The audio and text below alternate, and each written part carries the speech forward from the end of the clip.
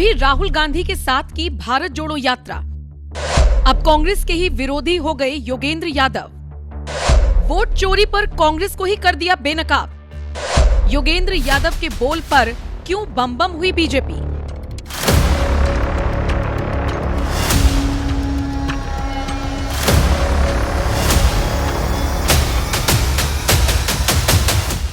योगेंद्र यादव, इस नाम को भला कौन नहीं जानता। एक वक्त था जब योगेंद्र यादव आम आदमी पार्टी के कद्दावर नेता हुआ करते थे और अरविंद केजरीवाल के साथ मिलकर राजनीति किया करते थे। लेकिन अब अरविंद केजरीवाल का साथ छोड़कर कांग्रेस का हाथ उन्होंने थाम लिया है और कभी राहुल गांधी की भारत जोड़ो यात्रा में नजर आते हैं तो कभी कांग्रेस के लिए बैटिंग करते हुए दिखते हैं।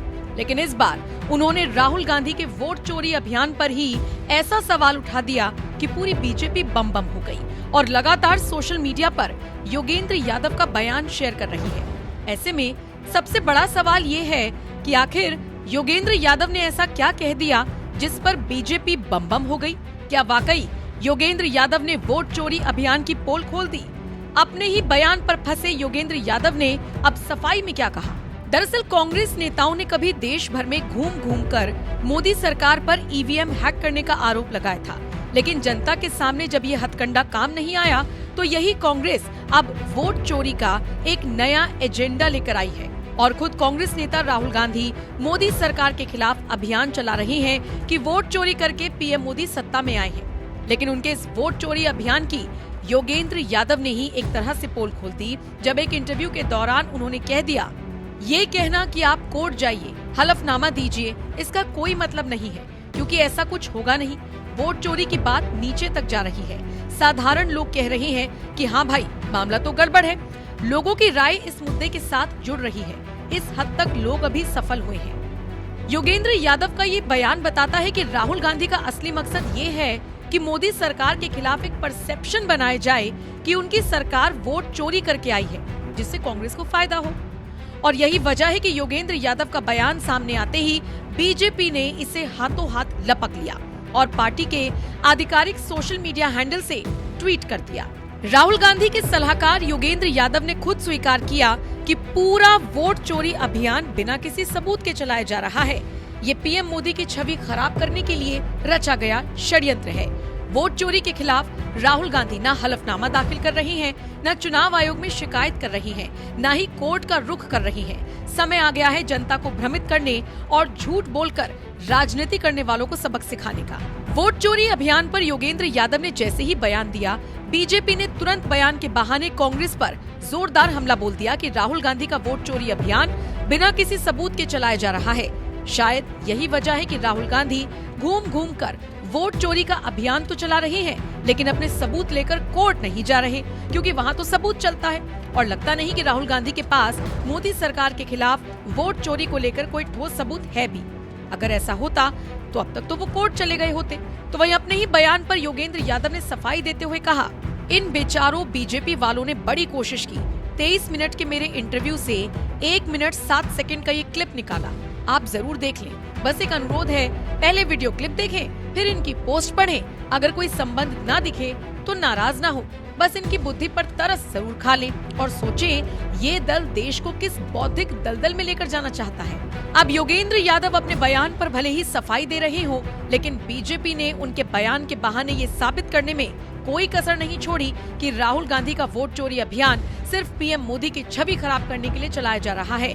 कांग्रेस का वोट चोरी अभियान भी उसी तरीके से मोदी सरकार के खिलाफ सिर्फ एक नैरेटिव की लड़ाई नजर आ रही है, जिस तरह से ईवीएम हैक करने का अभियान चलाया था। लेकिन इसके बावजूद जनता ने मोदी सरकार को सत्ता की चाबी सौंप दी और ईवीएम हैक के आरोप के बहाने देश की सत्ता में लौटने का ख्वाब देख रही कांग्रेस का ये ख्वाब अब तक ख्वाब ही बनकर रह गया। नोटबंदी अभियान फेल। आपको याद होगा साल 2016 में हुई नोटबंदी के बहाने कांग्रेस मोदी सरकार के खिलाफ जमकर अभियान चला रही थी कि उनके इस फैसले से जनता नाराज है। लेकिन अगले ही साल 2017 में जब यूपी में विधानसभा चुनाव हुआ तो जनता ने विपक्ष के आरोप को सिरे से खारिज कर दिया और प्रचंड बहुमत के साथ पहली बार बीजेपी को यूपी की सत्ता सौंप दी। राफेल डील विरोधी अभियान।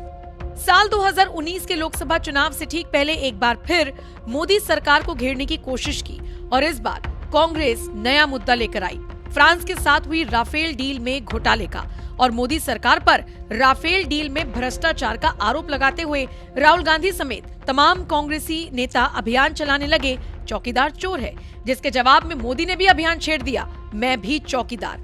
और जब चुनावी नतीजे आए तो देश की जनता ने इस बार भी कांग्रेस को नकारते हुए बीजेपी को प्रचंड बहुमत के साथ देश की सत्ता सौंप दी। अब छेड़ा वोट चोरी अभियान। यही कांग्रेस कभी मोदी सरकार पर ईवीएम हैक करने के आरोप लगाती थी, और अब वही कांग्रेस कहती है कि मोदी सरकार वोट चोरी करके सत्ता में आई है। अरे भाई, जब मोदी सरकार ने ईवीएम हैक ही कर ली तो फिर उसे वोट चोरी करने की जरूरत क्या है? इसी बात से आप समझ सकते हैं कि मोदी सरकार के खिलाफ कांग्रेस के वोट चोरी अभियान में कितना दम है। और अब तो कांग्रेस के लिए बैटिंग करने वाले योगेंद्र यादव भी कह रहे हैं कि वोट चोरी के मामले में कोर्ट जाने का कोई मतलब ही नहीं है, असली मकसद तो वोट चोरी की बात को जनता तक पहुंचाना है, और इस मामले में कांग्रेस कामयाब हो रही है। वैसे आपको क्या लगता है, वोट चोरी का मुद्दा बिहार चुनाव में काम कर पाएगा और कांग्रेस को सत्ता दिला पाएगा? अपनी राय आप हमें कमेंट कर जरूर बताएं। साथ ही साथ बीजेपी सांसद रविशंकर प्रसाद ने कांग्रेस के वोट चोरी के आरोप पर क्या कुछ कहा, आइए सुनिए। एक बार मैंने सदन में कहा था, इनको कौन पढ़ा रहा है? इनका मास्टर बदल दीजिए ना, अपने तो होमवर्क करते नहीं है, इनका ट्यूटर कौन है? कांग्रेस वालों, अपने नेता का एक अच्छा शिक्षक रखो जो ठीक से पढ़ाए, उनको बताए क्या बोलना है, समझाए उनको। आज एक व्यंग करने की इच्छा है, बहुत रोचक है। एक बार एक पिताजी अपने बेटे को बहुत डांट रहे थे, क्या तुम करते हो, यही तुम्हारा मार्कशीट है, यही कुछ है। 2-3 थप्पड़ भी लगे, कुछ बोले, चुप रहो, बहस मत करो। बाद में उसकी मां ने कहा, यह मार्कशीट आपका है, उसका नहीं है, जिसके लिए आप उसको डांट रहे हैं। तो राहुल गांधी जी, ये सरकार आपकी है जिसने काम नहीं किया कर्नाटक में, सीआईडी इन्वेस्टिगेशन अगर नहीं हुआ तो जीता हुआ उम्मीदवार आपका था, उसको लेकर के कौन सा बम है? हाइड्रोजन बम ना, बताइए। यह है राहुल गांधी का हाइड्रोजन बम। तो इसलिए मुझे लगा कि अब उनको थोड़ा बताने की जरूरत है। देखिए, मैं आपको इतना बता दूं कि सीईओ कर्नाटका ने एसपी कालबुर्गी को 6/9/23 को सारा इंफॉर्मेशन दे दिया, 6/9/23 को, याद रखिए। और जो सारे ऐप की बात वो कर रहे हैं, 6018 एप्लीकेशन फॉर्म 7 के बारे में, तो दिसंबर की बात थी, जिसके बारे में कई ऐप, VHA, गरुड़ वगैरह वगैरह को लेकर के शिकायत थी। और इंफॉर्मेशन जो दिया गया उसमें फॉर्म रेफरेंस नंबर, ऑब्जेक्टर का नाम, एपिक नंबर, मोबाइल नंबर, ये सब दिया गया था। तो इलेक्शन कमीशन ने साफ साफ कहा है कि ऑनलाइन किसी का नाम डिलीट नहीं होता। अब देखिए, मैं आपसे एक बात पूछना चाहता हूं, सारा इंफॉर्मेशन दे दिया गया, सारा का मतलब सारा। सरकार किसकी? राहुल गांधी की पार्टी की। पुलिस किसकी? राहुल गांधी के सरकार की। कब फाइल किया? 23 में फाइल किया। चिल्ला रहे हैं 25 में। और इसका क्या जवाब दिया जाए? क्या जवाब दिया जाए? और जो मैंने आपसे बात बताई थी कि ये भी जानना जरूरी है कि बकायदे, मैं आपको बता भी देता हूं, जो इलेक्शन पिटीशन हुआ है कि जो कर्नाटका हाई कोर्ट में बकायदे इसका एक इलेक्शन पिटीशन पेंडिंग है, और उसका थोड़ा सा, हाँ, कर्नाटका उच्च न्यायालय न्यायमूर्ति आर देवदास की अध्यक्षता ने कोलार जिले के मालूर निर्वाचन क्षेत्र का प्रतिनिधित्व करने वाले कांग्रेस विधायक के वाई नेवेगौड़ा के चुनाव को 2 दिन पहले ही 25 को रद्द कर दिया और 2023 के विधान में डाले गए मतों को पुनर्गणना का आदेश दिया। ऐसा चल रहा है।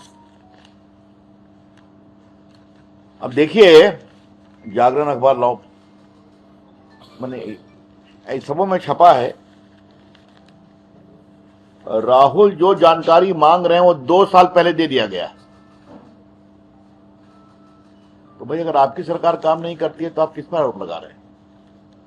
किस पर और क्यों आरोप लगा रहे हैं?